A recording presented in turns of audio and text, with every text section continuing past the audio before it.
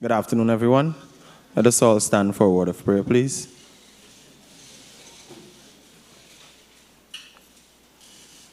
Our God and Father, we thank you for your love and your grace towards us. This afternoon, we present the candidates for the Portraits of Excellence before you. Be with them. Be with this program. May everything be done to your name's honor and glory. Take away all nervousness from them, and may they present with confidence as they present their research proposals. Bless and keep each and every one of us, even now I pray in Jesus' name. Amen.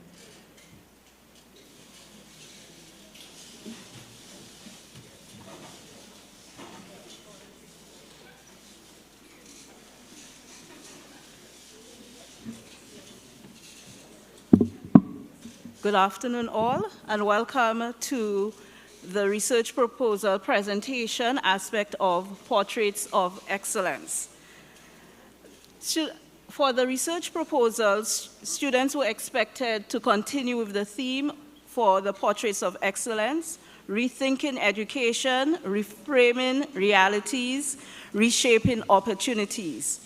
We have 8 delegates who represent Barbados, Trinidad, Tobago, St. Lucia/Dominica, Grenada, which is St. Vincent and Grenada, North Caribbean, and Guyana.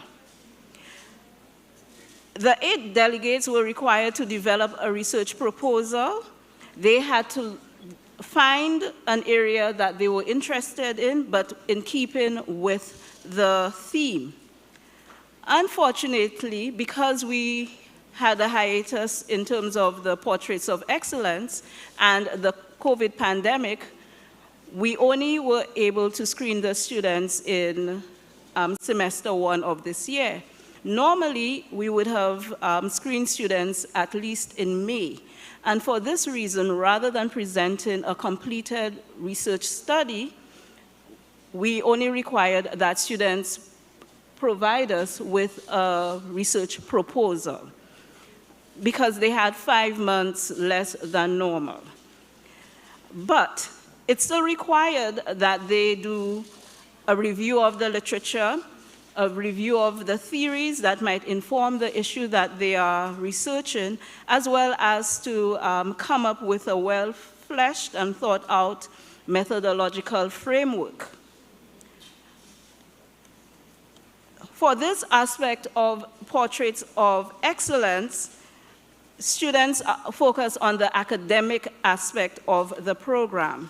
So this research proposal and the presentation carry some of the weightiest marks of the program. They are expected to hone their research skills, their writing and analytical and synthesis skills, as well as introduce an element of creativity. Our 3 adjudicators will be examining them in the following areas: personal appearance, poise and speech, content, audience response, meaning clapping, and length of the presentation. Students will have 10 minutes to present. If they go 10 minutes over, or 2 minutes, over, or 2 minutes below, then they are well within the time. Beyond or below that, points will be deducted. So I want to wish the best to each team, and I'm saying team at this point because the territory clubs provided support, as well as the mentors. And so what you will see here this evening is a joint or a community effort. I want to wish all delegates the best. I hope your nerves are calmed, and we expect all the support from the audience. Thank you.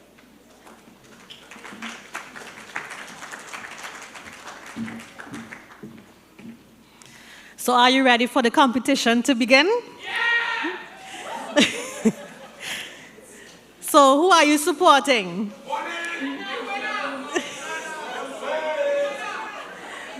All right, so with any competition, we're going to have judges. So I'm responsible for introducing our judges this afternoon. Our first judge, we have the Honorable Senator Dr. Paul Richards. He's a broadcaster.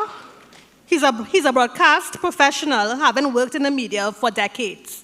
He holds a Bachelor of Science in Behavioral Sciences, majoring in psychology with a minor in sociology, a Master of Arts in Educational Psychology, an MBA from the Australian Institute of Business, and his doctorate, a PhD in Educational Psychology, which he obtained in October 2022. He has a passion for persons with special needs and their families, the rights of the elderly, and women's rights and issues. So we have our first judge, Dr. Paul Richards. Our second judge is Dr. Fiona Rajkumar. She's an associate professor of history at the University of the Southern Caribbean. She has her undergraduate, her master's, and a doctorate from the University of the West Indies St. Augustine campus. She lectures here in the School of Education and Humanities for the past 15 years. Dr. Rajkumar currently serves on the Educational Advisory Committee for the Minister of Education of Trinidad and Tobago.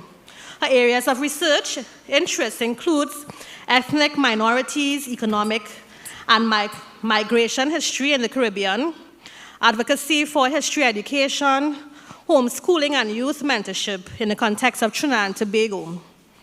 She and her husband, Rodney Rajkumar, have been homeschooling their 2 daughters for the past 12 years. Our second judge, Dr. Fiona Rajkumar.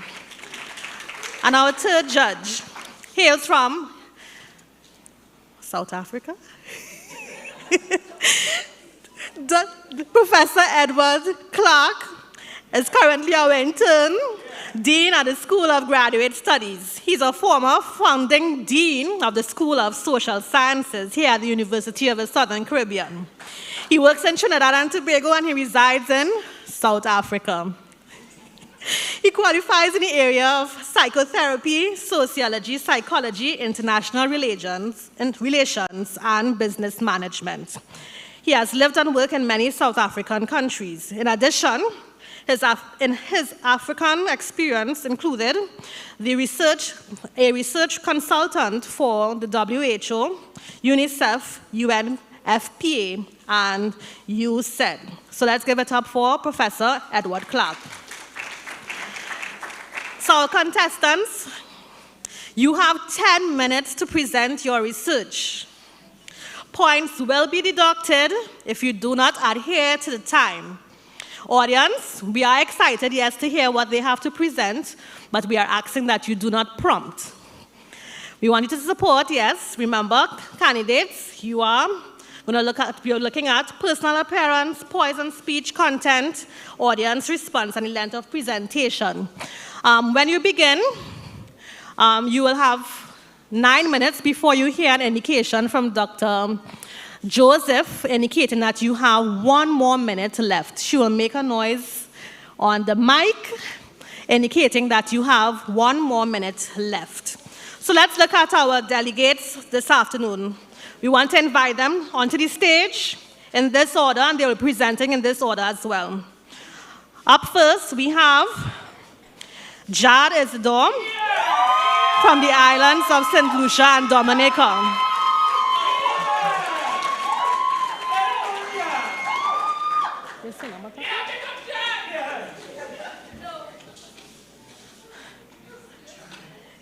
Second up, we'll have all the way from Guyana, Jesse Schultz.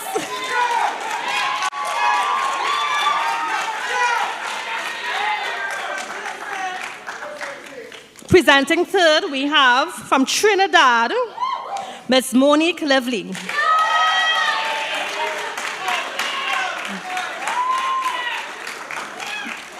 Presenting in position number 4, we have all the way from Barbados, Kaelan Roach. And fifth, presenting fifth, we have another Trinidadian by the name of Jonathan Peters. All the way from St. Vincent, we have Paviel Leslie.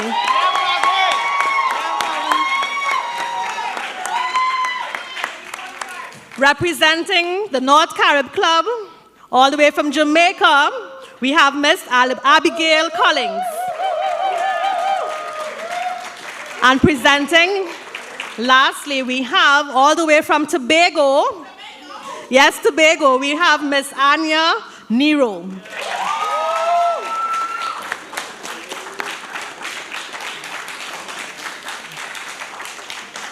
So we'll ask the contestants to sit on the stage, on the chairs providing.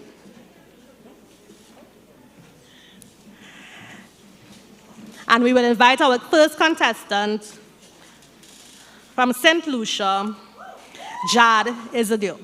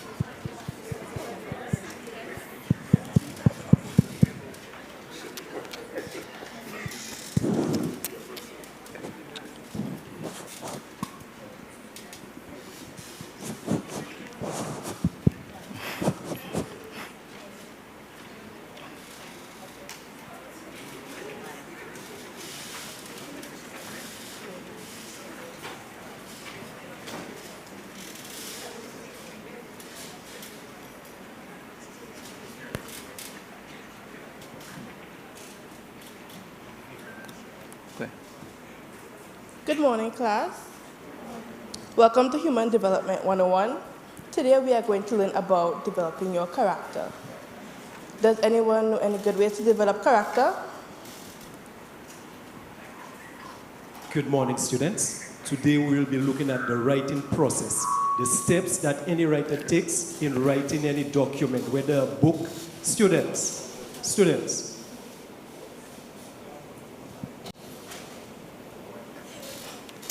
Good day.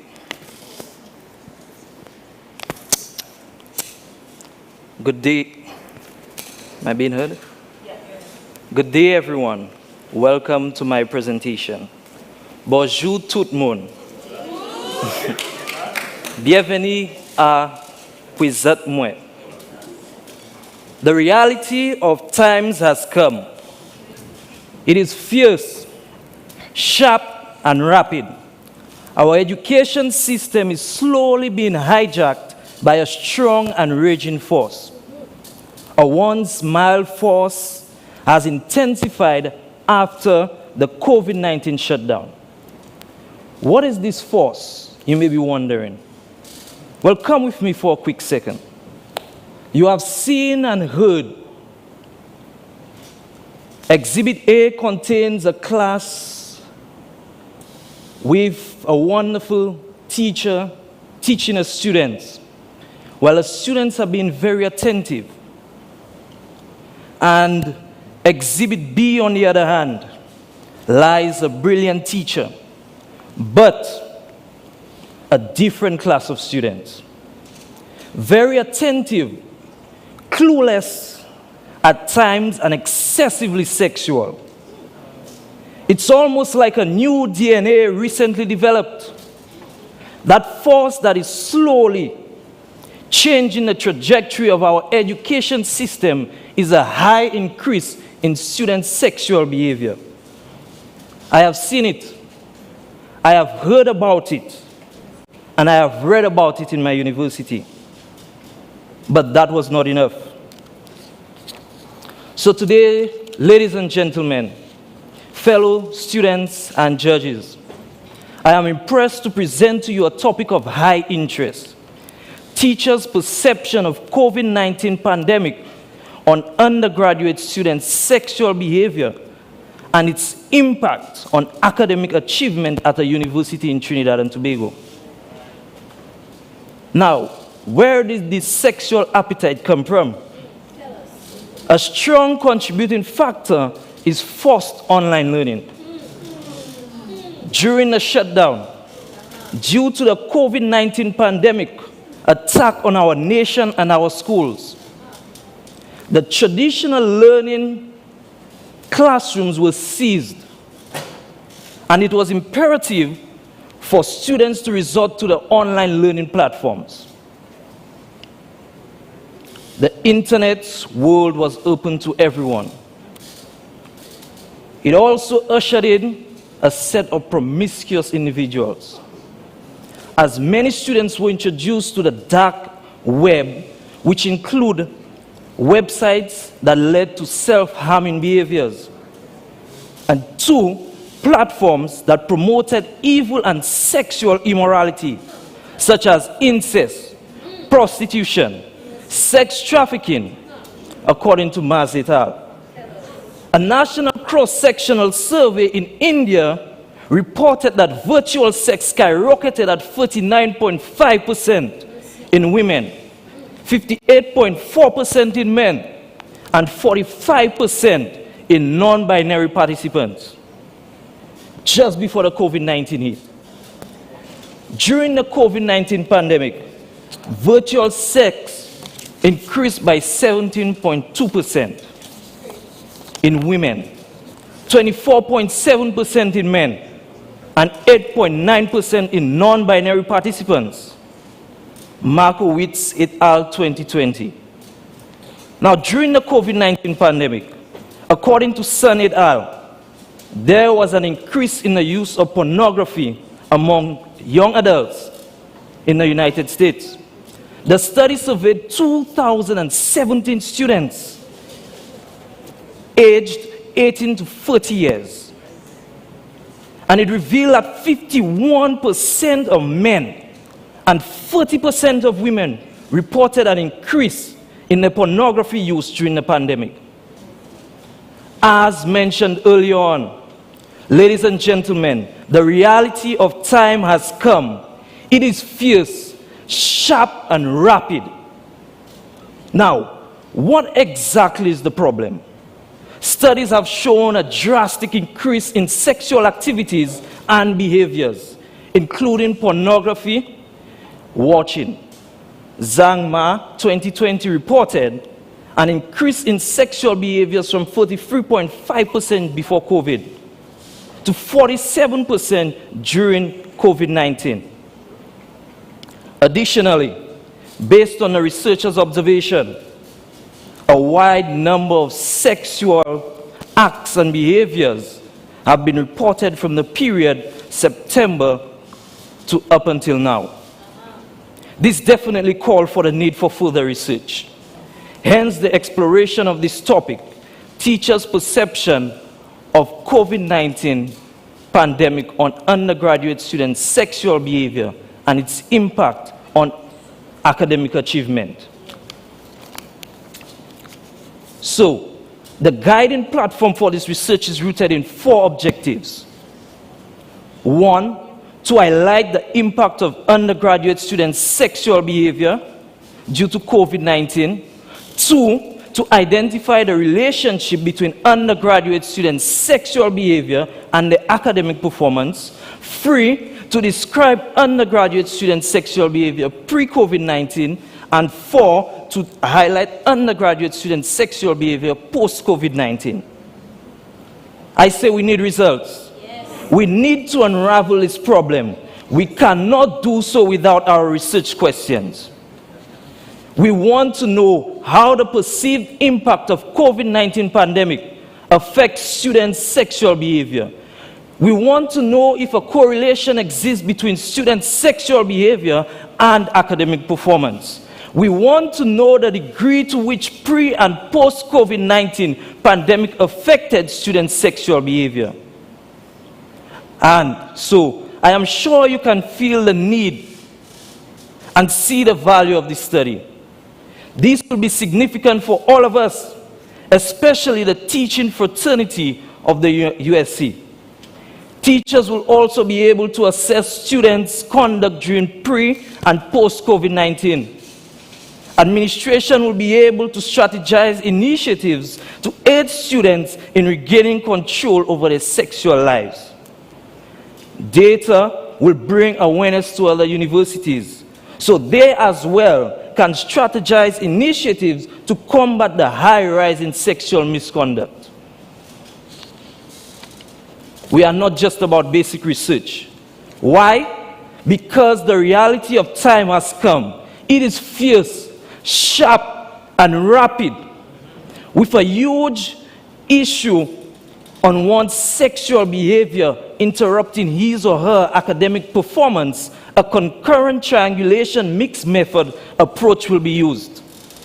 From among the teaching staff, 40 persons will be used to participate in the questioning process. This will gather our quantitative data. Persons will be randomly selected, and 12 persons will sit down and be interviewed. Why? Because we want to hear what they think. This will highlight our qualitative data, where persons will be purposefully selected. To analyze this data, Statistical Package Software Suite, SPSS, and NVivo will be used for the qualitative data.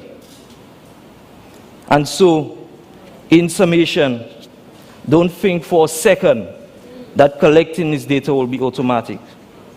The researcher will firstly have to receive the approval from the Internal Review Board, IRB, to make sure that no one will be placed at risk. Every participant will be given the opportunity to withdraw from the study if so he or she desires, without any repercussions. The secondary data, the literature review, highlighting a number of scholars, such as Klitscher 2019, Johnson 2022, Pedamka 2022, Anderson, Leon, Petal, Lee, and Simanton 2022, and many more, will shine light on areas relating to this topic. I am excited about this topic, and I believe you are as well. And just remember, the reality of times has come. It is sharp, it is fierce, and it is rapid. And thank you.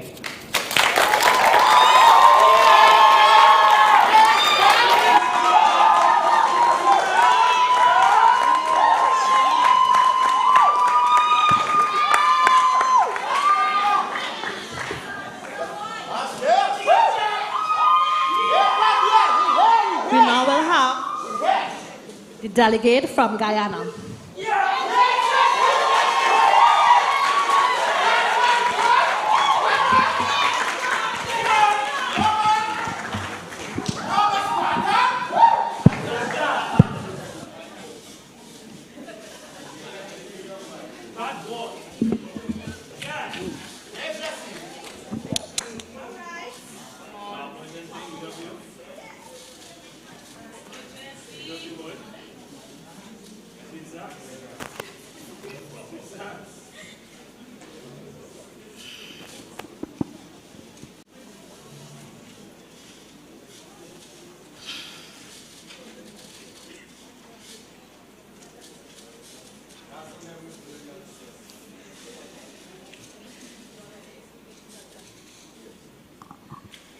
You can begin. Have you ever wondered how one small idea can lead to a big impact? I'm here to share with you a story that will show you just how impactful a single idea can be. I began my studies during the COVID-19 pandemic, coming straight out of secondary school. I had no idea on how I would be able to effectively learn and pursue my degree. I had high expectations on how my experience at USC will be. But as time progressed, I faced challenges. such as the need for new devices like mics, cameras, and audio interfaces. I realized that the systems such as Moodle and Zoom did not meet the needs of my instructor. In relation to quality of sound and technical difficulties, nevertheless, I made the necessary changes to improve my learning environment and resources. There were moments where I experienced lack of motivation, deprived of hands-on experiential learning. I felt isolated and lonely. You might be wondering, what does my story have to do with this presentation? I share that story because there are many other students that may have had similar experiences as I did in remote learning during the COVID-19 pandemic. Now, by show of hands, how many of you began your studies online? All right. Now, how would you rate the experience on a scale of 1 to 10?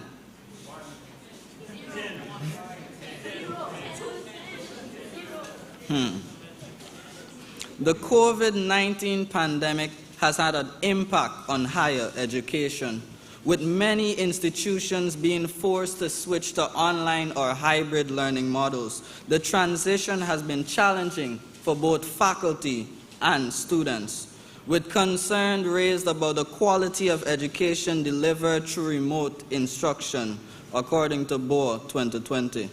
This had led me to develop a research proposal on students' experience towards remote learning in music education during the COVID-19 pandemic in the University of the Southern Caribbean. Now, the University of the Southern Caribbean was aware of Moodle-based e-learning and its application. However, this system cannot be used for music education because it has a practical component in which students learn by playing musical instruments. Moodle has not been able to meet the needs of the educators and students.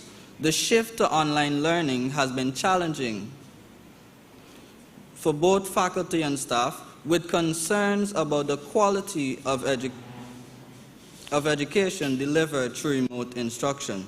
Additionally, learning is entirely dependent on one's interests, passion, influence, and spending power.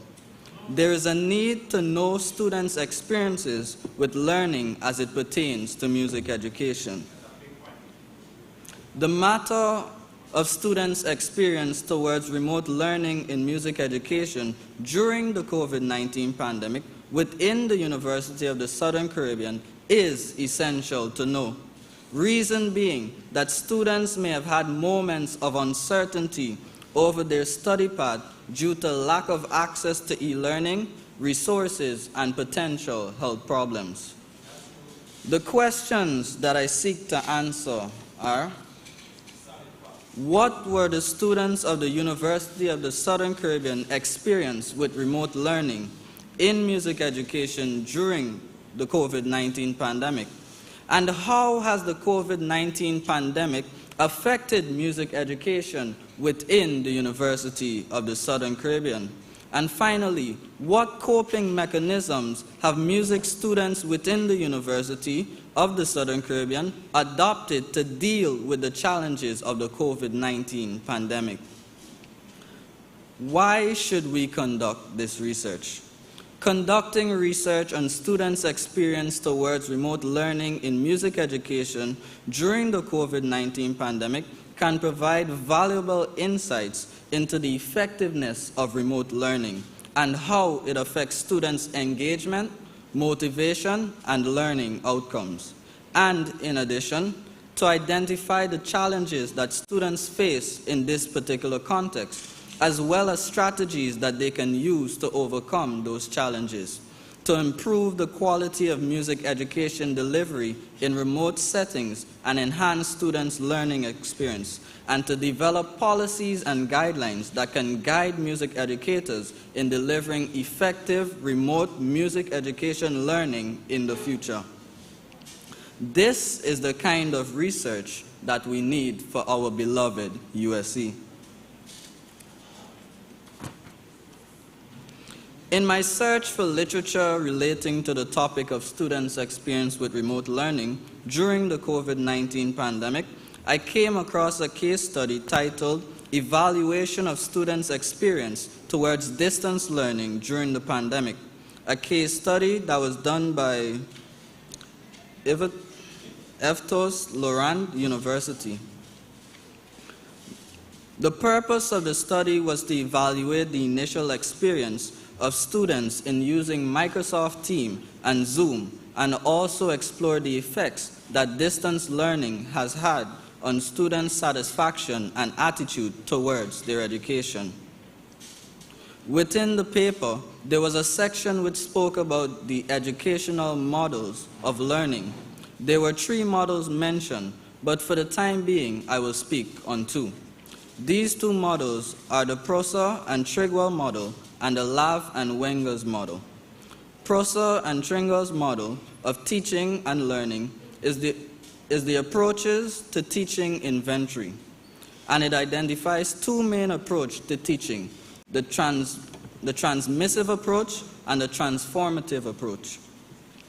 The transmissive approach is characterized by a focus on delivering information to students with an emphasis on teacher-centered activities and assessment of knowledge acquisition through exams and quizzes. On the other hand, the transformative approach is characterized by a focus on developing students' understanding and critical thinking skills with an emphasis on student-centered activities and assessments of learning through applications of knowledge in authentic contexts.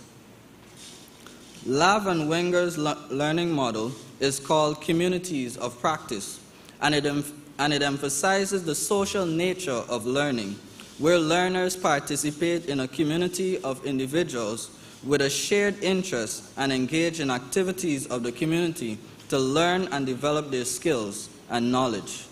The model also highlights the importance of situated learning, where learners develop their knowledge and skills in the context of activities and tasks of the community, rather than through isolated exercises or abstract concepts. Overall, the communities of practice model highlights the importance of social interaction, participation, and identity in learning, and has been influential in shaping our understanding of how people in the real world learn. Gaps in existing knowledge. There were several gaps in existing knowledge regarding COVID-19 and its effect on music majors within the University of the Southern Caribbean.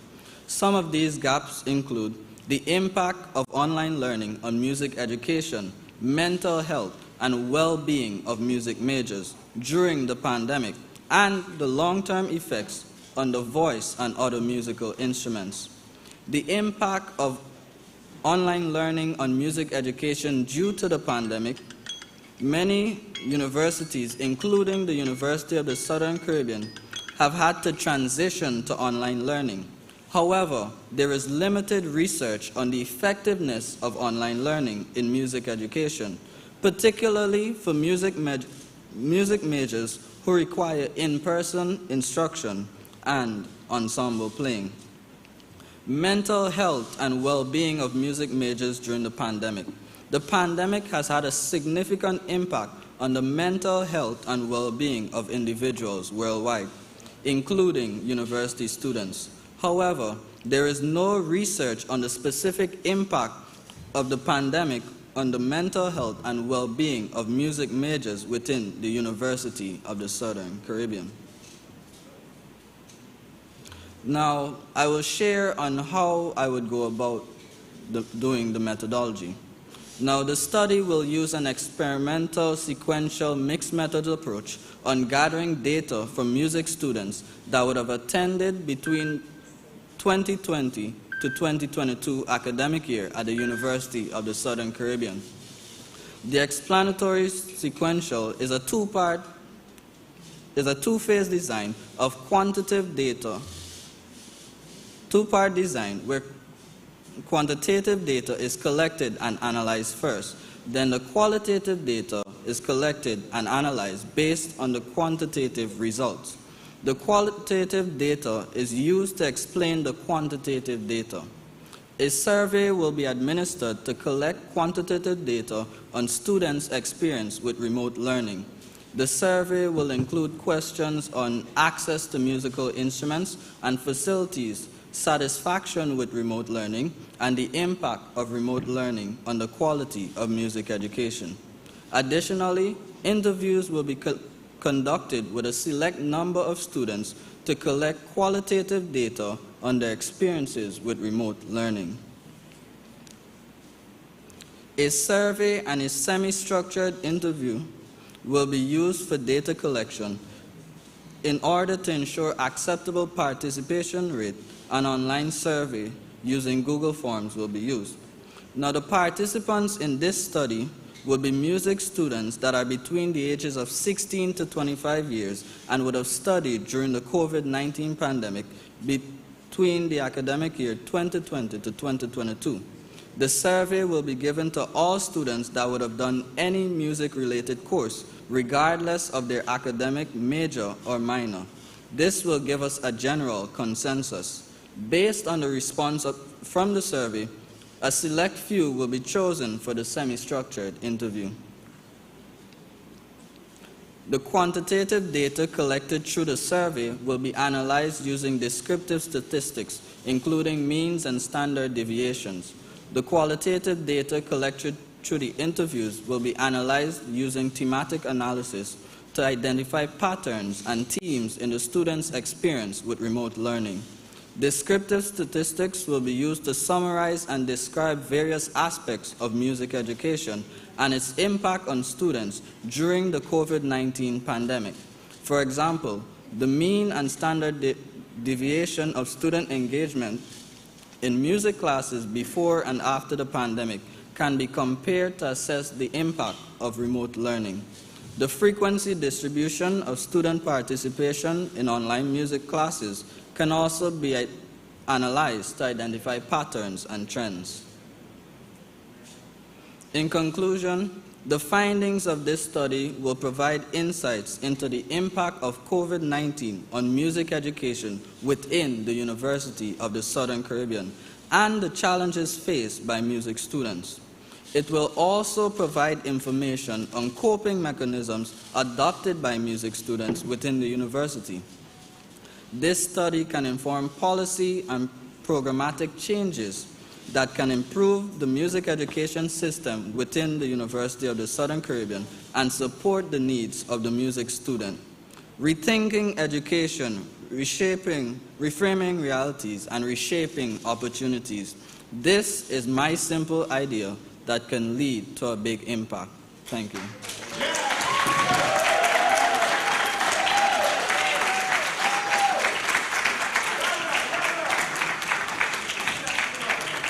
Up next, we have Monique Lively from Trinidad.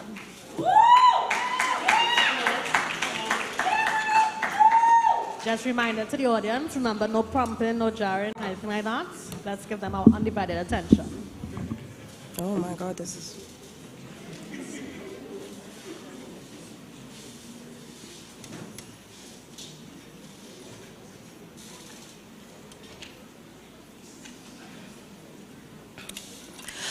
Talent versus hard work. I would like to present to you Woman A and Woman B. Woman A has the talent for singing. Woman B is a trained singer. Who do you think is the better singer? Keep that answer in your head.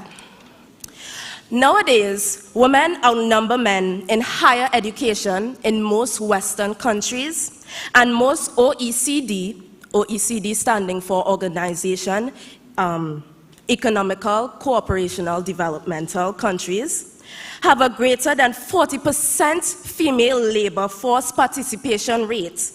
And there are more women graduating now that they have access to jobs and work. Nonetheless, these accomplishments are frequently accompanied by stories about talent, luck, or that they had some type of connection in the institution that they were trying to apply to. So instead of crediting the woman for her achievements, it is instead related to outside factors. So the objectives of my research were to investigate the real nature of talent, how it relates to hard work, understanding the talent bias and its causes, and examining how these aspects impact women's ability to achieve their goals and how those goals are perceived. So I bring forth to you my second question, actually. Is talent real? What is talent? Talent is an innate skill, something people consider that you only get by genetics. If you're lucky enough and it's in your bloodline, you would be able to sing, you would be able to draw, you'd be able to dance. However, when someone is credited or labeled as talented, it removes the hard work from what they've done. So I present to you an artist's artwork, a drawing, a sketch per se. And you say, oh my God, you're so talented. You have now removed all the lessons they have done, if they did not have the talent to draw, all the hours that they put in to create that hard work. But if this is the case, why is the concept of talent so popular? Why is it the first label that we give to individuals when we see their work? And this is not only to the arts, the sciences as well. Because if you're a scientist, you have to have the talent for numbers and to observe what you see around you. Not everyone can get into that field. Talent works like other biased genetics. And when I say that, we're thinking of blue eyes, blonde hair, lighter skin. If you're talented, you have privileges. Let me say that again. If you're talented, you have privileges.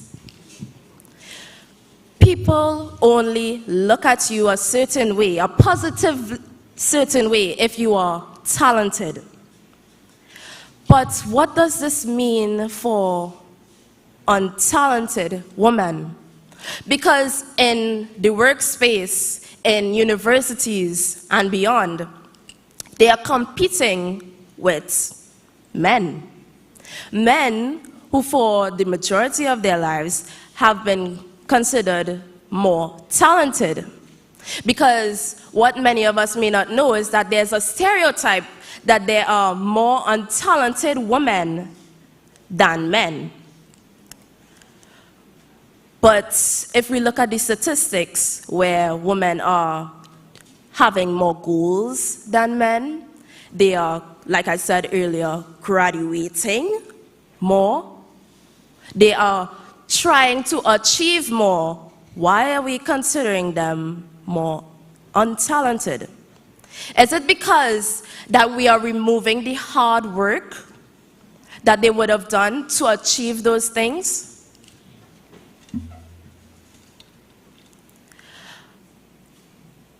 Hiring managers and executive officers have been known to practice something called the talent bias. So there was an experiment, same like the one I presented you earlier with woman A and woman B, where folks were presented with an individual called Charles. Charles, they presented his educational background, his hobbies, typical things that you would talk about in an interview. But for the specific thing that he had to do in the interview, they let the participants know that he was talented. Well, one half of the participants knew of that information. The second half did not know that he was talented in that field. Could you guess which group said that he was more qualified for the role?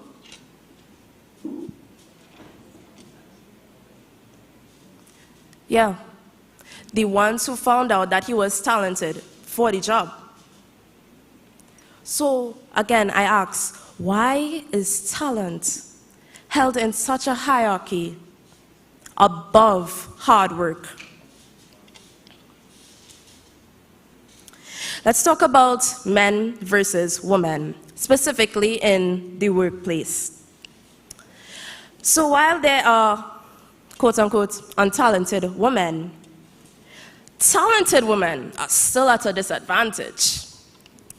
5%, less than 5% actually, of women are CEOs, less than 15 executive officers, less than 20 full-time professors in STEM fields. Do you see how low those numbers are? Why are those numbers so low if women now have access to work more than ever? So when we look at it from the surface level, we go, okay, great. Women can achieve things. But then when you look at the statistics, the numbers are still so low. Unfortunately, things don't stop with just men versus women. We also have to speak about women versus women.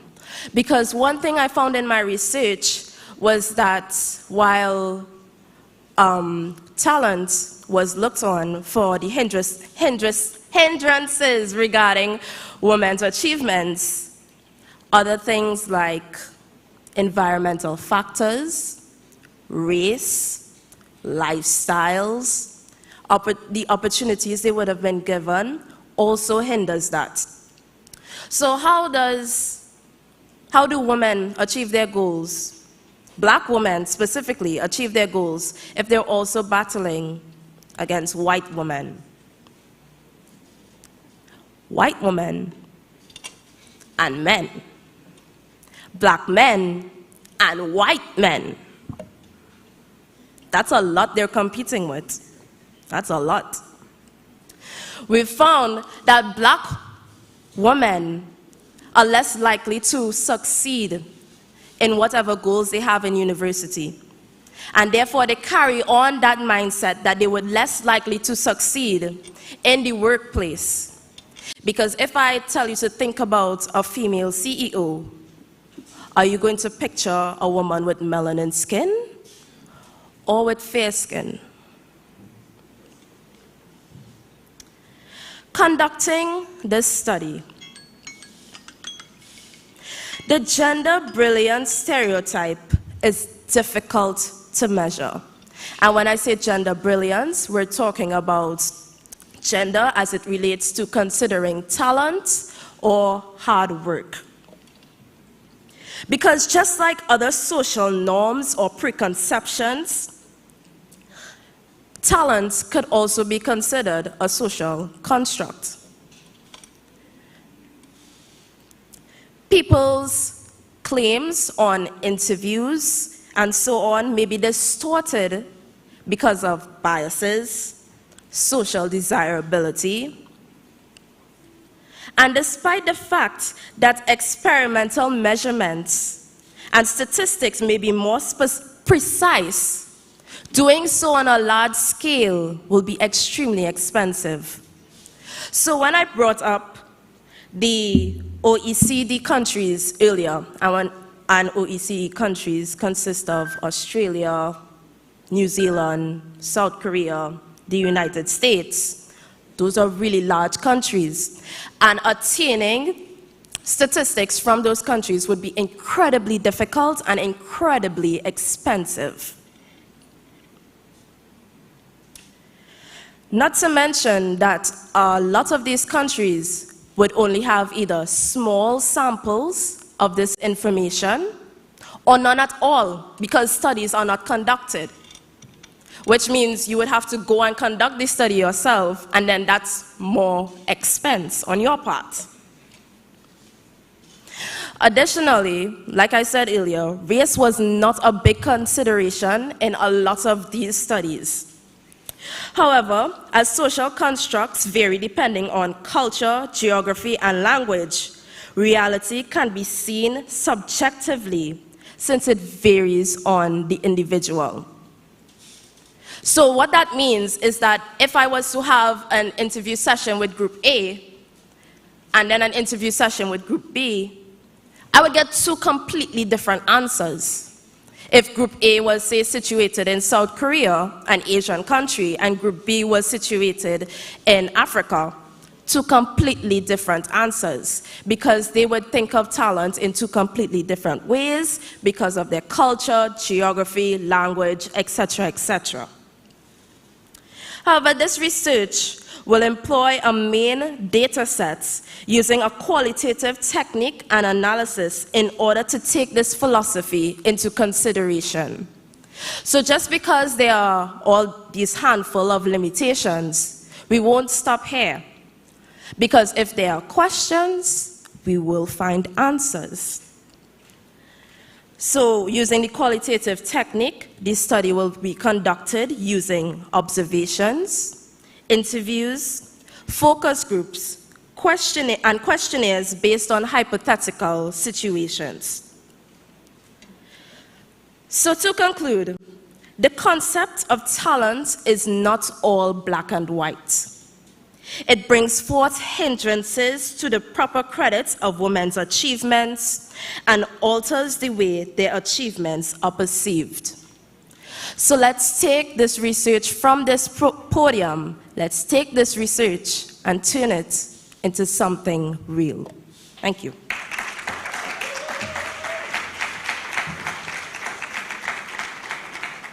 Next we have from Barbados, Kaylin Roach.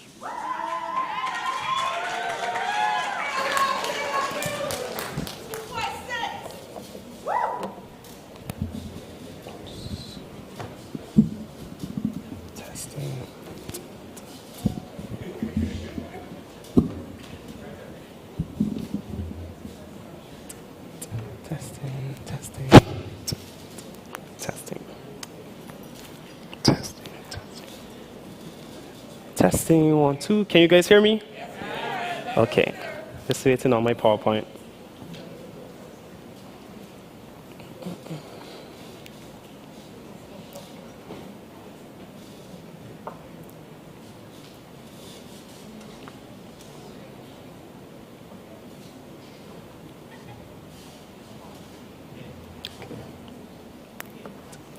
Good afternoon, everyone. My name is Kaylin Roach, and today I will be presenting my research proposal on a pre- and post-pandemic outlook on online learning methods on biology majors, and this paper will focus on the GPA and studying patterns. Now, before we get into this presentation, I just want to give a brief outline as to what this presentation will entail. So firstly, we'll be looking at the background of the study, followed by the problem statement. We'll also have our literature review, followed by our methodology, participants, conclusion, and lastly, our references. Now let's talk about the background of this study. Now, the COVID-19 pandemic has caused classes to shift from a physical learning environment, which led to classes not being held in person for the past 2 years. Now, one of the biggest curveballs to hit our educational system was this pandemic, and this has altered our priorities, way of thinking, study habits, communication, teacher-student interactions, and so much more. Now, in September 2022, the University of the Southern Caribbean, along with many other universities, transitioned back to face-to-face teaching. Now, this return has caused various students to change their study habits, scheduling, and so many different stuff. Now, this led me to think, is there a correlation between study habits and academic performance? And was this investigated pre- and post-pandemic? No.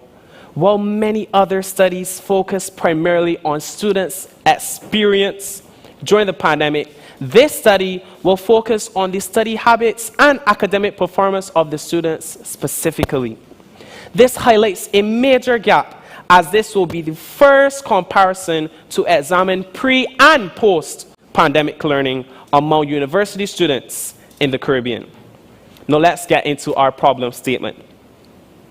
Our research problem states, in the context of pre- and post-pandemic learning, the relationship between GPAs and study habits has not yet been examined. And this can also be used as an indicator of the quality of education students would have experienced during the pandemic. Now, the objectives of this study includes to examine the pre- and post-pandemic changes in the study habits and GPAs of USC's first and third year biology students. The next objective is to create solutions to address these challenges that students would have faced regarding study habits and GPA. Now, on to our research questions. Our first question is to compare the study habits of USC's first and third biology majors in semester 1 of the 2020 to 2021 academic year compared to semester 1 of the 2022 to 2023 academic year. Our next question states, is there a statistical difference in the GPA of first and third year biology majors in semester 1 of the 2020 to 2021 academic year compared to semester 1 of the 2022 to 2023 academic year? Now, for this question, we intend to use hypothesis testing. Now, our null hypothesis states there is no statistically significant difference in the GPA of first and third year biology majors in semester 1 of the 2020 to 2021 academic year compared to semester 1 of the 2022 to 2023 academic year. However, our alternatives hypothesis suggests that there was a statistical difference. Now let's move on to our literature review. Now, firstly, I have broken down into two categories, learning during the pandemic and study habits. For learning during the pandemic, I broke that down into the transition to online learning and the transition to face-to-face learning. But before I get into that, I just want to give a brief introduction as what is online learning. Online learning, otherwise known as distance learning or e-learning, is a form of education where there is a physical separation of teachers and students during the instruction and learning process. Now, this was stated in Simonson in 2016. Now, let's talk about the transition to online learning. According to a study done by Roach in 2022, the transition to online learning caused diminished social interaction, uncertainty, lack of internet access, lack of technology for classroom use. However, some also stated that this was a blessing and a curse. It was a blessing because it was convenient, flexible, structured, affordable, and more control over assignments, while some called it a curse because it called for increased distraction, poorer learning conditions, and less student-teacher interactions. Now let's talk about the transition to face-to-face learning. Now, according to a study done by Stoan in 2022, he states that the transition to face-to-face learning will hopefully calls for the restoration of social skills that we would have lost during the pandemic. Now, he also believes that when we transition back to face-to-face, we will gain the benefits of regular schooling. Now, study habits. Study habits encompass a person's chosen method, strategies, and routines when studying. Additionally, regardless of how careful, successful, or unsuccessful their learning styles are, a student's study habits reflects those strategies. And this was stated by Ayodele, Adibi, and Mendez-Abal in 2013. Now, let's talk about learning strategy as it relates to study habits. Now, learning strategies are broken down into visual, auditory, read, write, and kinesthetic, also known as VARC. Now, these four primary learning styles help students to identify the one that suits them best and take the initiative of how to incorporate it into their study routines. Now, let's talk about academic success. According to a study done by Lammers, Bashir, Machu, Fabregat, and Blanche, they all stated that proper study habits boost academic performance, which leads to a higher GPA. Now, for the influence factors, the lack of discipline, lack of enthusiasm, poor time management, environment, technology, all of these encompass and led to poor study habits. Now, let's talk about our methodology. This type of study is chosen for this research is a mixed method approach which includes both qualitative and quantitative methodology, basically narrowing at the what and the why of this paper. For our data collection, interviews and surveys will be conducted face-to-face to acquire the information required.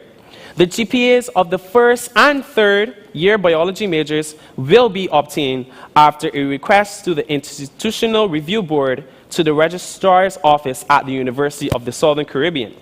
Now, the information requested and collected would not have any identification of the students in order to maintain privacy and confidentiality. Now, for our data analysis.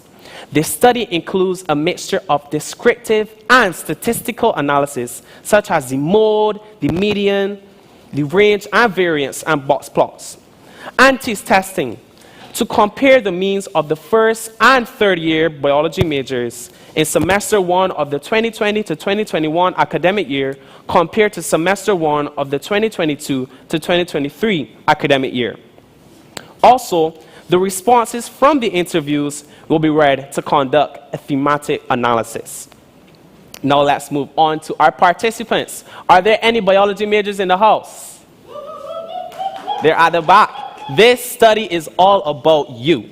Now, first and third year biology majors who were registered at the University of the Southern Caribbean during semester 1 of the 2020 to 2021 academic year and semester 1 of the 2022 to 2023 academic year will be the population of interest for this study, and this will be using of purposive sampling.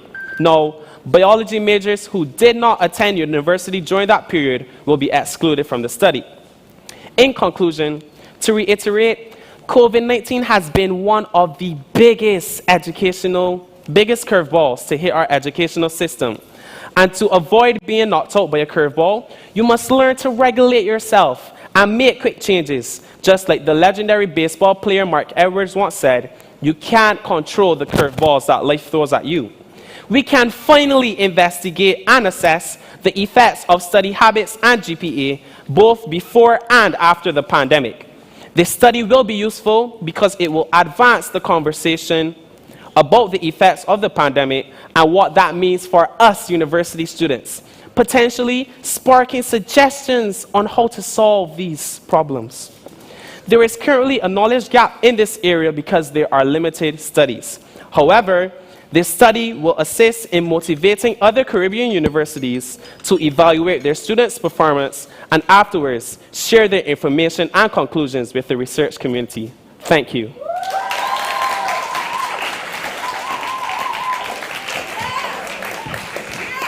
We will now hear from Jonathan Peters from Trinidad.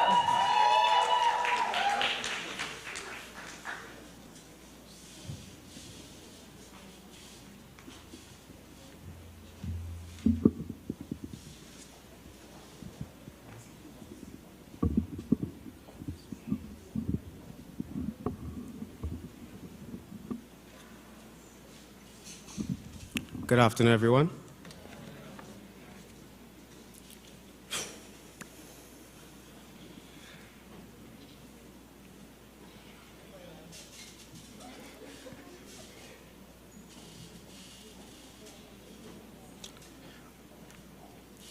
Good afternoon once again. The topic for my proposal is online learning and the academic ethics of undergraduate students during COVID-19.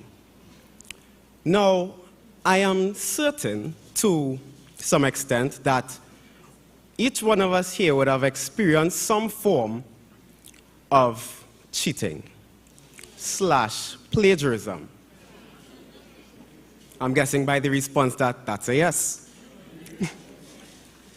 And during the COVID-19 period, this issue has been magnified because we have all been at home in comfort with access to many resources online where we can simply do our quiz with another tab open. This has brought some issues. While online learning has provided a flexible and convenient classroom space, it has brought about this issue and magnified it, even though it has been there from before. Fun fact is that distance learning actually began sometime in the 1800s, where a certain teacher would mail his assignments to the students and they would respond with the answers. Since then, you would have access to other people where you have knowledge you can access through them, where they can assist you. So how do we fix this issue? Now, my study focused mainly on examining it and learning how it can be tailored to make the appropriate changes necessary to preserve the integrity of a face-to-face classroom, which also has issues. It focuses on the integrity of the grades, the quality of the lectures, as well as the social isolation that online learning can create. Some questions that arose when I was doing my research was, firstly, how can the integrity of classroom learning be preserved in the online or remote learning? What can be done to ensure that students maintain their academic integrity? How does the online classroom affect students' school experience versus physical classes? How does the quality of instruction in online learning compare to that of the face-to-face classroom? And finally, what can be done to ensure that all students have access to high-quality online learning opportunities? Now, we have had a huge issue with the integrity of grades. Some theories that came up in my research were the social cognitive theory, where it states that individuals learn through observation and modeling. It also pointed out the self-determination theory, where autonomy, competence, and relatedness pushes people to be more motivated. Final theory that it showed was the social identity theory, where people are defined by the groups they are a part of. All these theories linked towards the group. You cannot observe by yourself. While we have had access to autonomy during COVID-19, where we had the access to do our assignments in person, where we had the choice of what we wanted to do, it also leads to the issue where we lose ourselves in a way. So, while you have free reign without the constraints of a classroom where the teacher can mitigate and navigate the class towards what they want to do, the online learning has given the student more freedom. Students need peers. They need fellow students who can share the issues and as well as the problems that they will be having in class. At online learning, they do not have that relatedness going on in the classroom. Pertaining to the quality of lectures, lecturers are able to be more flexible with their classes, provide a wider range of methods in which they can bring the information towards the students. Students also have flexibility, where they can be in transport and attend the class, where they can be on work and also attend classes. Whereas in face-to-face, you have to constantly be in school. It has reduced the costs. Well, it reduced the cost at that time, where you don't have to travel to school and back. You don't have to pay for dorms and these things. You are also able to be comfortable at home, lying in your bed at class, even though it's not recommended. However, it also reduced the social interactions between students. While, yes, there's group work, it did not have the physical meeting of students, we're able to fully see how other students would relate and learn more from your peers. There were a lot of technical difficulties in transitioning from the face-to-face onto online, such as 30-minute classes. Also, the lecturers had to learn a new style to bring across the lesson because certain students require different ways to be taught. The teaching quality is affected by the design of the course, which had to be tailored in order to make room for the online platform. It also affected the interactivity of class. The assessments had to be tailored in order to reduce the plagiarism, and the instructor presence was necessary. Another issue that arose was the issue of social isolation. Social isolation is unwanted or unhealthy solitude.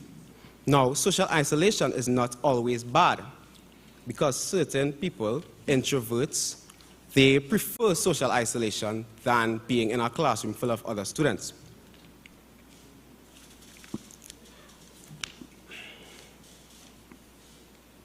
There was a survey done by Kaiser Family Foundation that showed that 4 in 10 reported symptoms of anxiety or depression during the pandemic.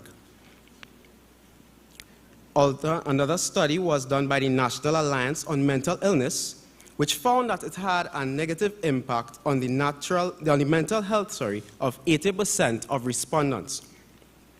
This was solely because of the separation that occurred because of online learning. A 2019 report by the National Survey of Student Engagement showed that participating students showed higher levels of motivation, engagement, and personal development. And this related to the physical activities that will be held on campus, such as labs, the extracurricular activities, sports, and these stuff that are key components of a student's life. According to a blog posted by Tulane University, social isolation is described as not necessarily bad, but refers to the unwanted and unhealthy solitude. Yes.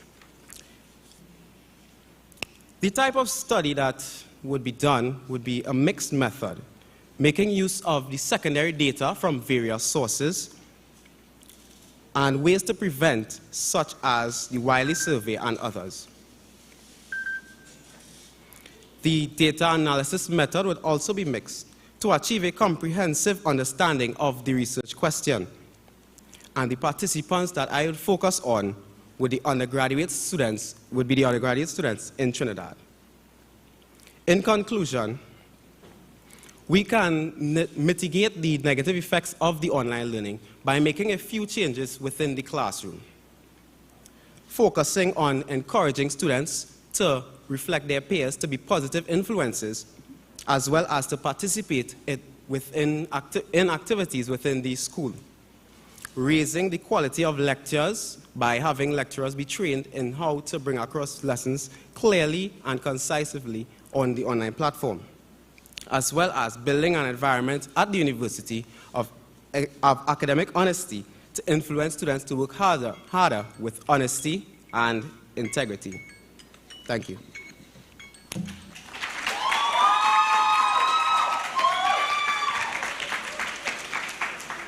Up next, we will hear the delegate from St. Vincent, Pavia Leslie.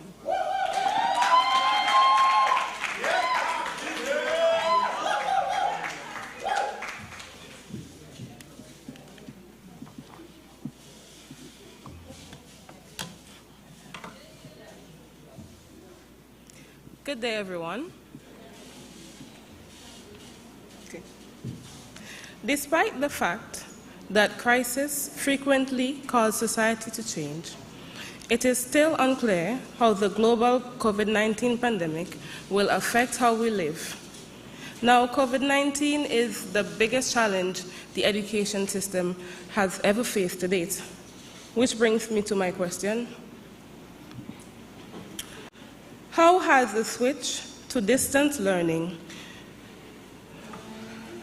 during the COVID-19 pandemic impacted the use of technology in the University of the Southern Caribbean for the foreseeable future. The contents of this presentation are the introduction, the project objectives, understanding the problem, adapting and adjusting and furthering the EduTech, the research design and methodology, contributions to knowledge, and lastly, reference. Many institutions had to adapt to the use of technology in order to accommodate the teaching and learning process for the impending lockdown in Trinidad and Tobago, which was supposed to be only 2 weeks but lasted 2 years. This research project intends to show the impact of the COVID-19 pandemic at the University of the Southern Caribbean on the use of technology in distance education, returning face-to-face after a two-year lockdown, and systematic changes implemented to take the institution forward as technology advances.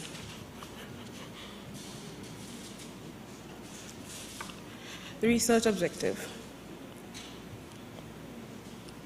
This study's findings should show faculty members adopting new technologies during the lockdown, students participating in a variety of online learning activities, and the lasting effect of special arrangements they put in place during the COVID-19 pandemic.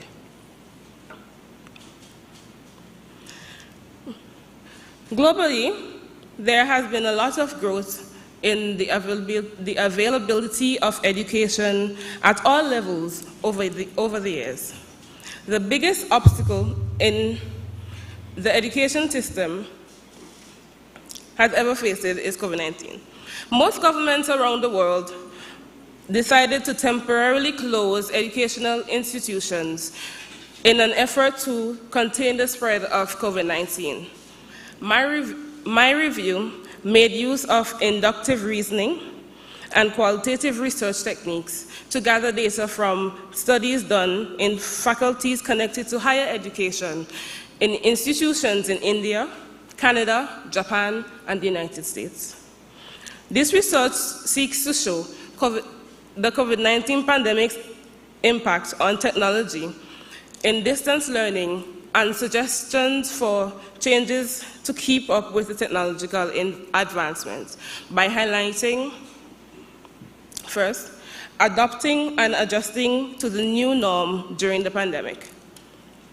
There was a great deal of fear and anxiety among students and faculty regarding the COVID-19 pandemic. It was difficult for faculty to see the lockdown as an opportunity to use virtual platforms for classrooms, virtual learning, and virtual teaching, because teaching and learning were always in demand. During the lockdown, faculty members used a variety of channels, such as Zoom, Google Hangouts, Skype meetups, Google Classrooms, LMS, ICT, YouTube, and other online teaching and learning tools. Since everything must be done online, many teachers said that their technological literacy has increased. Teachers are generally advised to keep in mind that it is crucial to keep students interested in learning by giving them a variety of assignments. In virtual learning, the COVID-19 pandemic forces educators to consider and use distance learning strategies on a much larger scale. Distance learning over the internet can be divided into two models: recorded online courses and online interactive sessions. The development of Massive Open Online Course, or MOOC, is primarily responsible for making recorded online courses usable. Live and interactive online classes promote two-way communications, and enable students to participate in lectures in real time, ask questions, and discuss assignments from any location in the world. Before the pandemic, distance education existed, but it was rare. And the majority of learning activities took place in classrooms. Whether offline or online, students' engagement is a challenge today and in the future. At first, there was a lot of tension between faculties and students' participation in the lockdown. But when professors began holding classes online, they were astounded to see that student attendance was 20 times higher than typical classroom sessions, with a nearly 100% attendance when they were involved virtually. The second problem, furthering the EduTech launch by pandemic, the education sector's digital transformation has been sped up by COVID-19. Before the pandemic, the education sector's digital transformation progressed at a moderate pace. While there were many articles about how the education system has changed to accommodate COVID-19, there was nothing available that, at this time, cataloging what is happening after the lockdown and what will be taken from the pandemic into the future to continue revolutionizing education.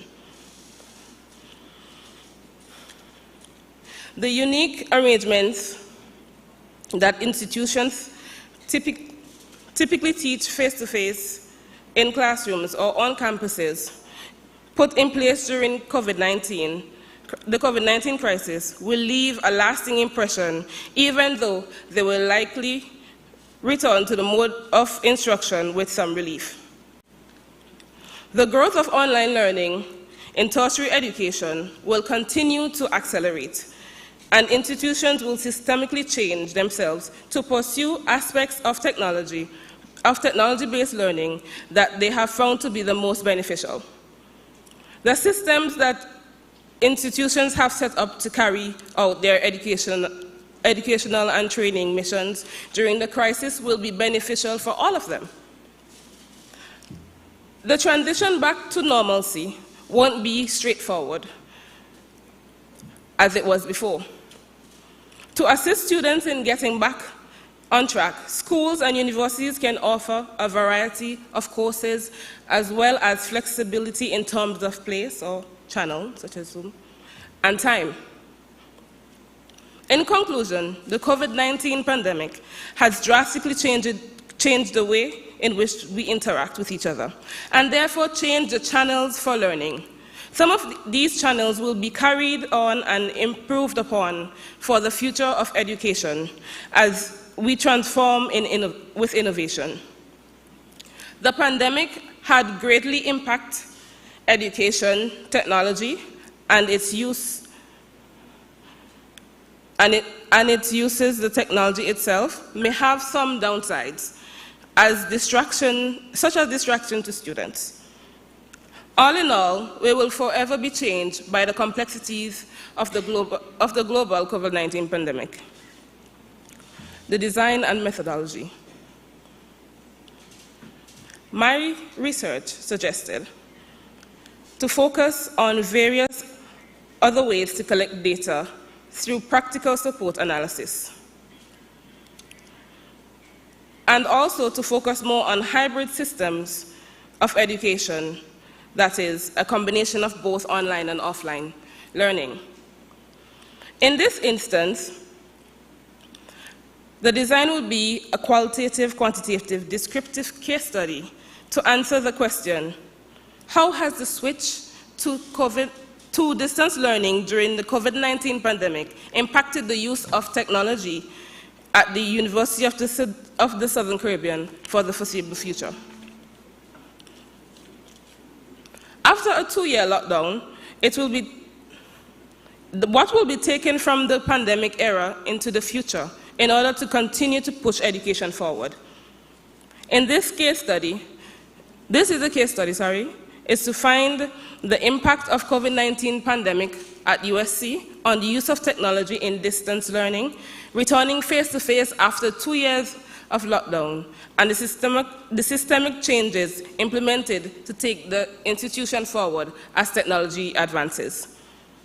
For this study, the method of data collection will be gathering official records from eLearn and eSpace departments of the university and conducting questionnaires with the student body and faculty to measure the usage of online forums for classes, analyzing the institution's adaptation to the flexibility of distance education, and how the students and faculty are adjusting to being back on campus. Because there is nothing available at this time pertaining to what happens after the lockdown, what will be taken into the future from this pandemic era, this research will provide info on what is happening after the lockdown, what will be taken from the pandemic into the future to continue to revolutionize education. This study's findings should show faculty members adopting faculty members adopted new technology during the lockdown. Students participated in a variety of online learning activities and the lasting effects of the special arrangements they put in place during the COVID-19 crisis. As global contributors, our input on the matter is as important as any on this topic. Sharing our alterations to accommodate this change in our society is important knowledge that needs to be heard by the rest of the world. Thank you.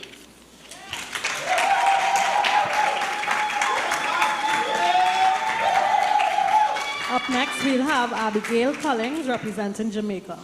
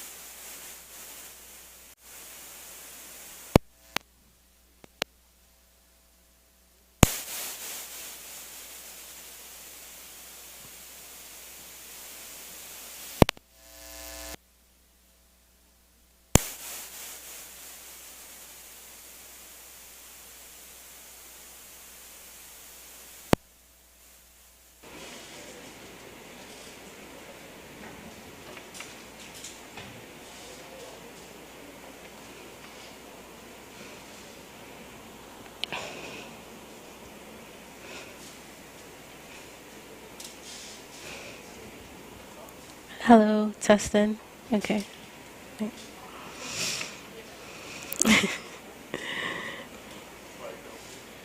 Ready? Okay. The one breakthrough for all leaders is constant, never-ending breakthrough. And that means educating yourself. Good afternoon, ladies and gentlemen. I'm Abigail Collins, and today I will be discussing my research proposal, and as you can see on the screen, the barriers to higher education access for male adolescents with visual impairments at the School for the Blind. Now, we're all aware that the COVID pandemic has caught us unaware, yes? Right.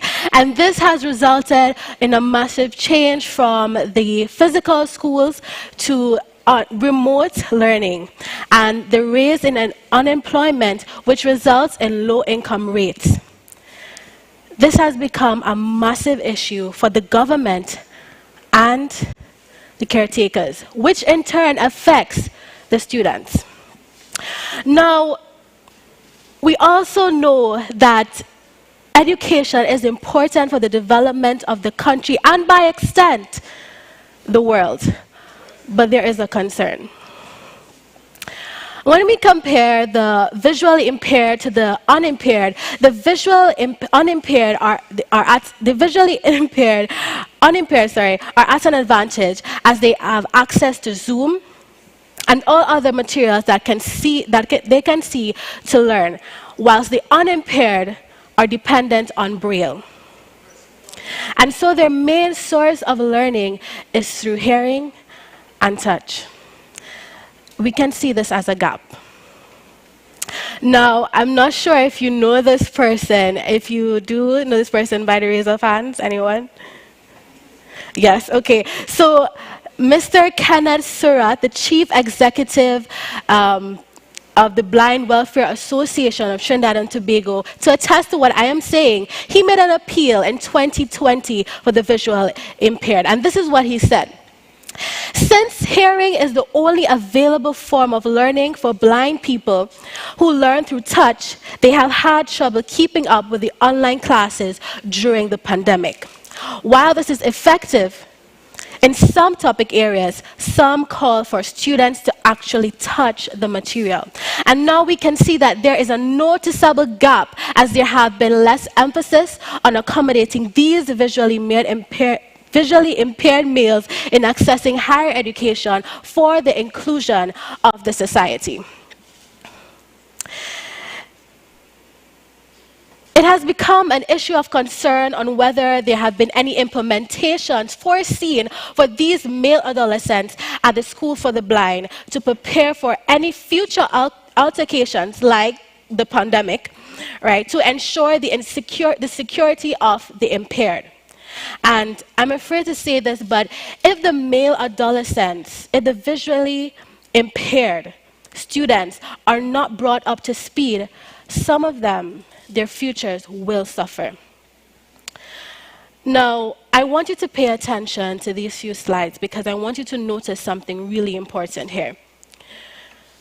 Now, low vision and blind students are both considered to have visual impairments. Blind students are permitted to read Braille.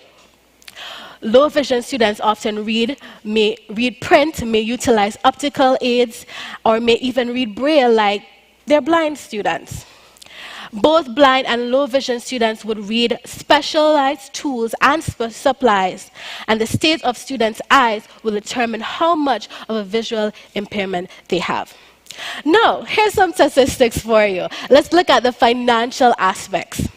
Now, on the slide, you're seeing that vision impairment possess an enormous global financial burden with an estimated annual global productivity loss of about US $411 billion, purchasing power parity.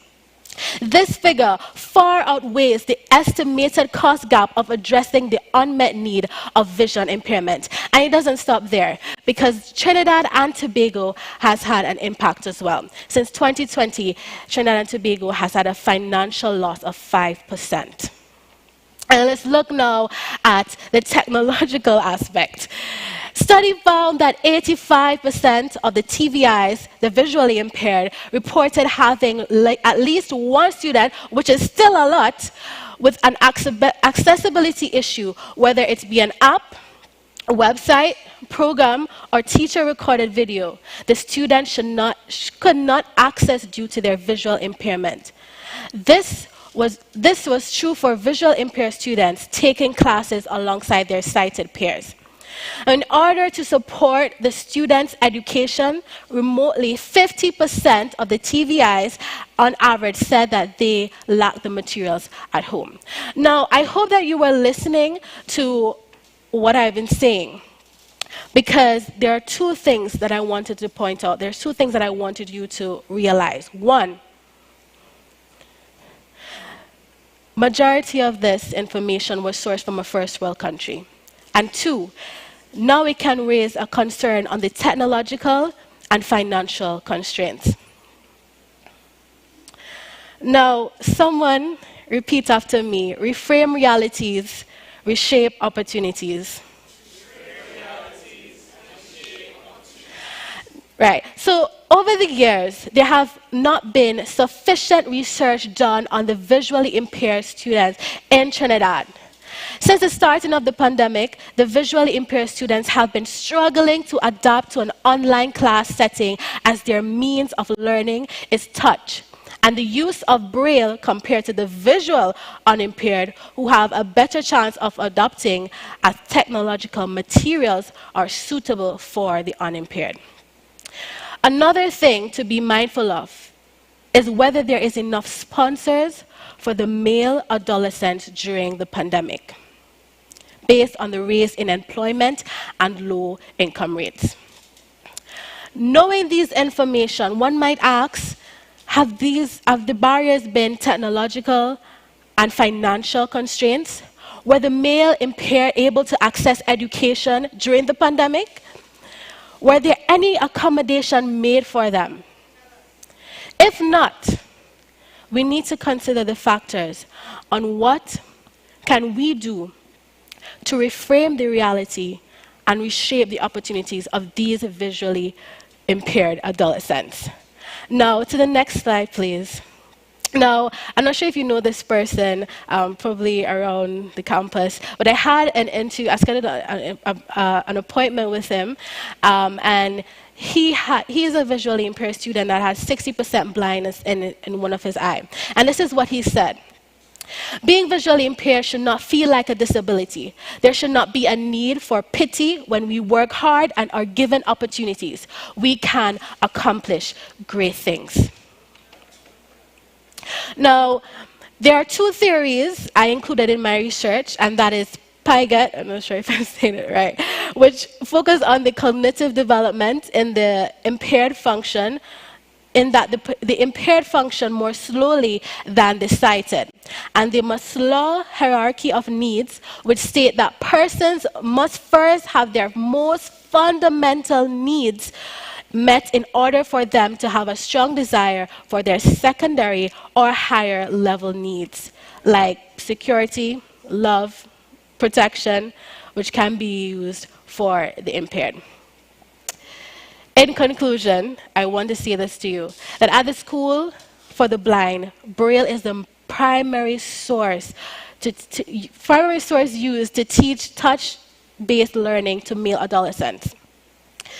These male visually impaired adolescents are impacted by the abrupt switch from traditional classroom settings to online learning environments, as well as the rise in employment and low income rates in Trinidad.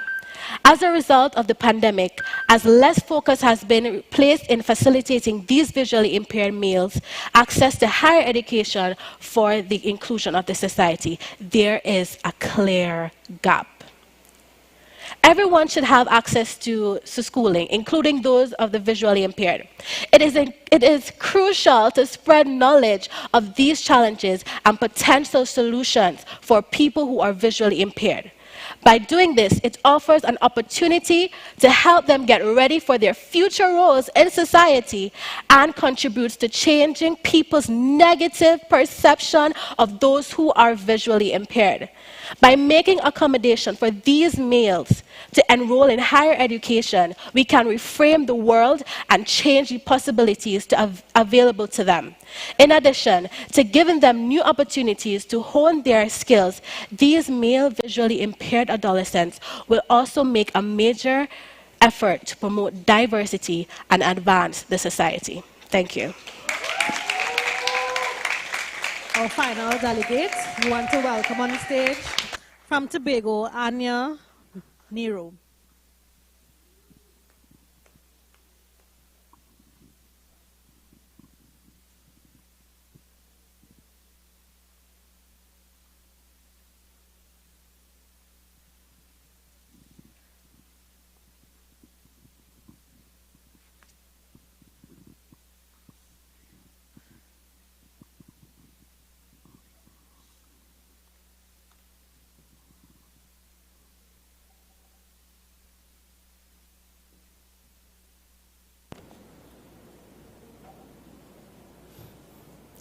How many of us have been victims of bullies? All right, so I'll wait till they are ready for me.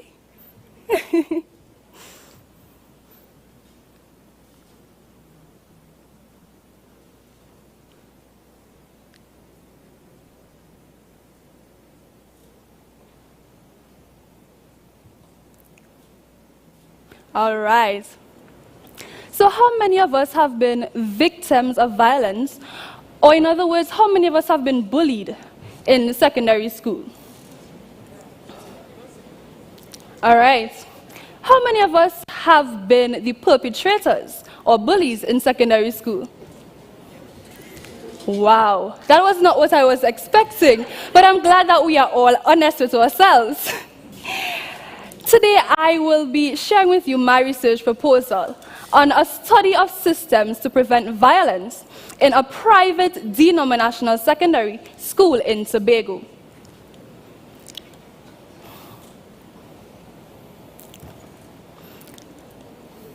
So we can move on to the other slide. So I have saw on the national television of Trinidad and Tobago a fight where this young 15-year-old girl was stabbed and blood was dripping down her face, and she was reported to the Princestown General Hospital and then transferred to the San Fernando Hospital. How many of us saw this, this fight or this incident? All right. Most of the Trinidadians would have seen it. Thank you. And I have recognized that, or according to the statistics, 20% of students said that they sometimes engaged in physical assaults or bullying or hitting. And whereas 5% said that they often engage in these activities. Now, this is a serious issue. The number 5% may seem small, but the fact that we have these activities happening in our institutions of learning is a serious problem.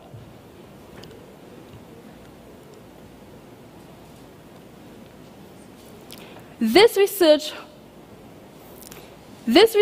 proposal will inform administrators, school board members, teachers, stakeholders of the alternative strategies to prevent violence within our schools.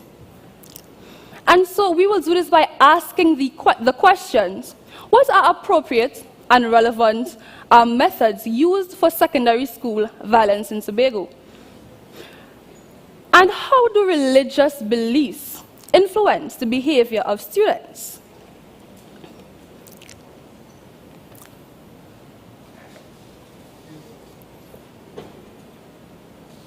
So we have a theory by Bronfenbrenner and it is known as the ecological systems theory. And now this theory have many systems within it, such as the microsystem, the macrosystem, and so on. Let's take, for example, the microsystem that talks about how the influences that are direct to a child, how it impacts that child. For instance, teachers. Teachers have that one-on-one or that interaction with children, and so they influence the students. I've heard of this story where a teacher used obscene language, and the students thought it was okay to do that in school. And so it is very critical to think about the teachers that are within our secondary schools and how they impact the students. So I've done my research, and I've came across a lot of different programs that are being used to prevent school violence. These intervention strategies are life skills training and positive action. All right, they are used to prevent criminal behavior and gang involvement. There are also programs like promoting alternative thinking strategies. Now, this is a school-based social emotional learning program aimed at reducing problematic behaviors.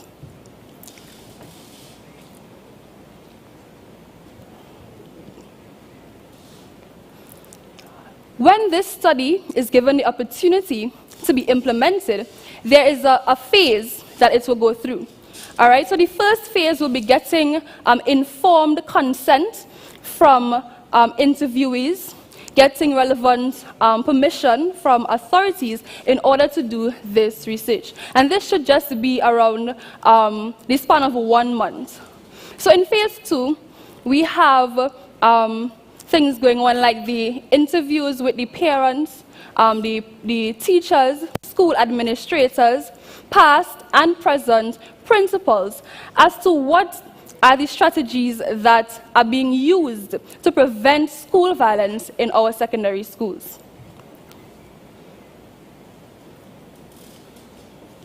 So we have phase 3, which should just be a 2-month long intervention, getting data, analyzing this data that we find, the information from the interviews that the teachers gave. We will also be collecting code of conducts within these schools. And these are some of the information or primary data that we will collect. So phase 4, just about 1 to 2 months. And in this phase, the discussion will happen where we interpret the information that we have received. And at this stage, it will be wrapping up and writing the conclusion of the study once it is approved and sponsored. So I just want to remind us of the purpose of this study. And I know we all agree that school violence affects us directly or indirectly. Sometimes it may not happen to us, but it may happen to a family member. It may happen to a friend. All right? And so the purpose of this study is to investigate systems to prevent violence in a private denominational secondary school in Tobago. Not only that, we will be finding out what are the relevant, effective systems that are being used, and how will schools in Tobago be able to apply these methods and interventions. And to conclude, I want to remind us, as we reframe the realities of our secondary school students from having that violent atmosphere to a more peaceful culture where they can be safe to learn, as we rethink education and remember that education is not only geared towards academics, but we also have the social learning and the what goes on around the students and how it impacts the students' academic work. And that is called the hidden curriculum. All right?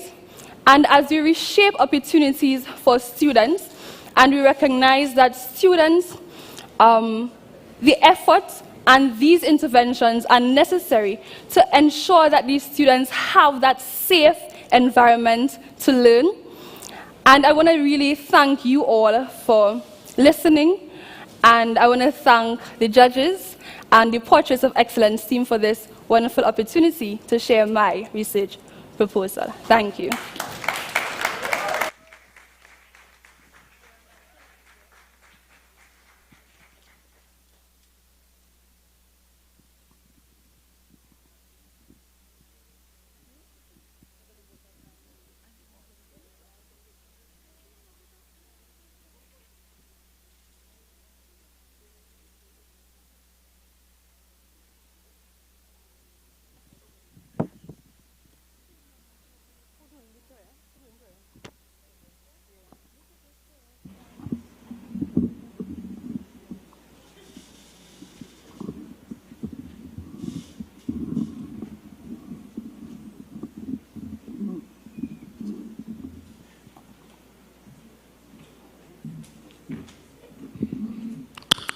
All right, so we have come to the end of our presentations this afternoon.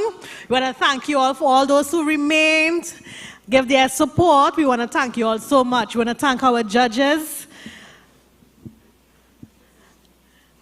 Dr. Fiona Rajkumar, Dr. Clark, and Dr. Paul Richards. Thank you all so much, and thank you, delegates. You did well, you presented, you did your best, so it's all in the Lord's hands. We want to thank everyone again for coming, and those of you online. We see the Bajans and I'm ready to support. St. Lucians, sorry. All right, so let's all stand and let's bow our heads for prayer as we conclude.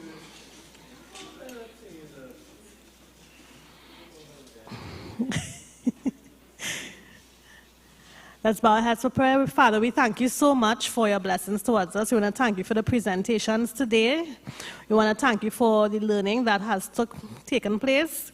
Lord, as we go our separate ways, be with us. Take us safely to our homes and our classes. This is my prayer in Jesus' name. Amen. I thank you, everyone.